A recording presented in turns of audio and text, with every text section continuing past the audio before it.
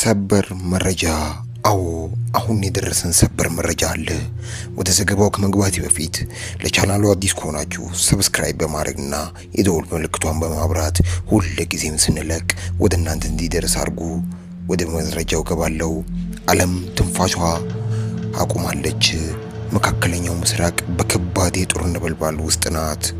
በዓለም የነዳጅ የደም ስርባ ሆኖ በሆርሙዝ የባህር ሰርጥ ላይ የተፈጠረው ግጭት ከዚህ ቀደም ታይቶ ወደማያውቅ አደገኛ ምዕራፍ ተሸጋግሯል። አሜሪካ እና ኢራን በይፋ ወደ ቀጥተኛ ግጭት ገብተዋል።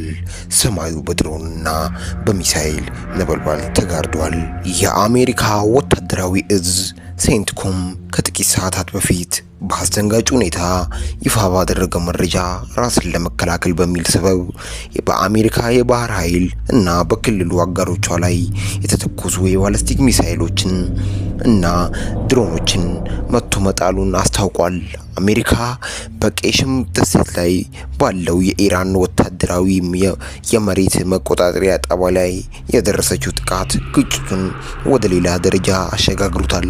በሌላ በኩል የኢራን እስላማዊ አብዮታዊ ጥቃት ኃይል ይህ የሆርሙዝ ሰርጥን ሰላም ማደፍረስ ለአሜሪካ ወታደራዊ ትምክህተኝነት ከፍተኛ ዋጋ ያስከፍላል ሲል ማስጠንቀቂያውን አስተጋብቷል።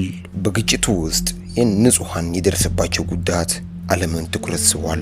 የኩዌት የውጭ ጉዳይ ሚኒስትር እንዳረጋገጠው ኢራን በኩዌት ላይ የሰነዘረችው የሚሳኤልና የድሮን ጥቃት አንድ ሰው ሕይወቱ አልፏል፣ በርካታ ሰዎችም ቆስለዋል።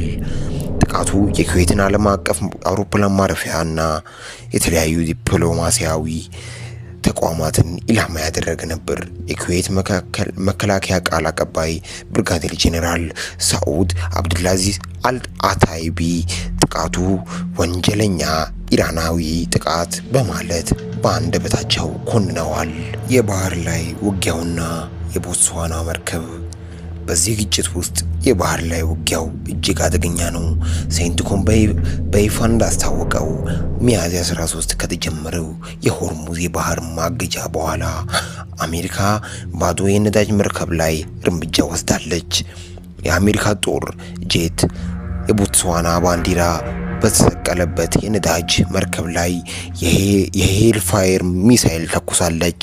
የመርከቧ የበረራ አባላት ተደጋጋሚ ማስጠንቀቂያዎችም ችላ በማለታቸው መርከቧ የሞተር ክፍል እንድትሰናከላት ተደርጓል።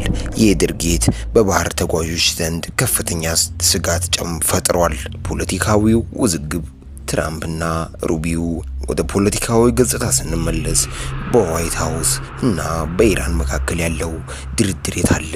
ፕሬዚዳንት ዶናልድ ትራምፕ ኢራን ስምምነት ለማድረግ ትፈልጋለች፣ ጥሩ ነገር ይፈጠራል፣ ተዝናኑ ሲሉ ተስፋ ሰጪ መልእክት ቢልኩም እውነታው ግን እርስ በእርሱ የሚጋጭ ነው። የውጭ ጉዳይ ሚኒስትር ማርክ ሩቢዮ ለኮንግረስ ሲናገሩ ጦርነቱ አብቅቷል ሲሉ ለምክር ቤቱ አባላት መግለጻቸው ከፍተኛ ድንጋጤን ፈጥሯል። ማዕቀቦች የሚነሱ በኒውዮርክ ፕሮግራሙ ላይ መፍትሄ ሲመጣ ብቻ እንደሆነ ሩቢዮ አድንኦት ሰጥተዋል። በመጨረሻም ወደፊት ምን ሊፈጠር ይችላል? እንግዲህ ውድ ተመልካቾቻችን ሁኔታው እጅግ ተለዋዋጭ ነው። ኢራን ኩዌትንና ባህሬንን ለተፈጠረው ሁሉ ተጠያቂ እያደረገች ነው።